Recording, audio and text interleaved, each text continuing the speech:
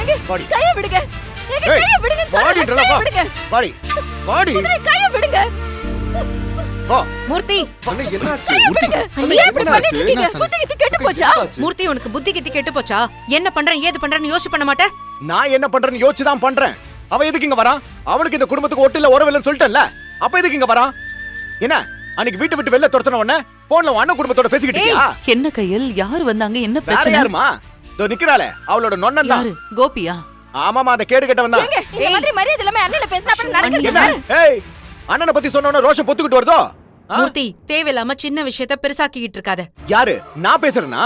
அவன் இங்க வராம இருந்திருந்தா பிரச்சனை வந்திருக்காதுல்ல? கையில் ஏய். என்னாச்சு? எதுக்காக இவன் இப்படி கத்திட்டு இருக்கான்? மா, அண்ணிய பாக்குறதுக்கு அவங்க அண்ணன் வந்திருந்தாரு.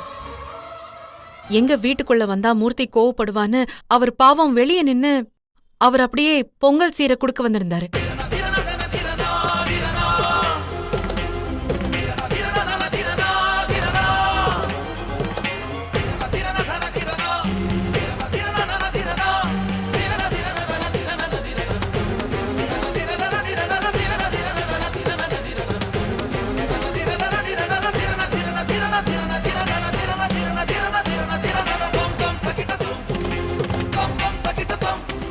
சொல்ல சொல்ல கேட்காம கோவத்துல அவன் என்னென்னமோ வார்த்தையை விட்டுட்டாமா.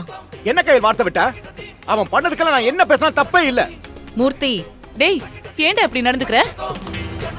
நேத்து தானே உனக்கு அவ்வளவு தூரம் சொன்னோம். எங்க இருந்து வந்தது உனக்கு இவ்வளவு மூர்க்கத்தனம்? மா, அவனை பார்த்தாலே எனக்கு கோவமா வருதுமா. அவனை பார்க்கும் போதெல்லாம் என்ன அவமானப்படுத்துறதாம என் கண்ணுக்கு முன்னாடி வருது.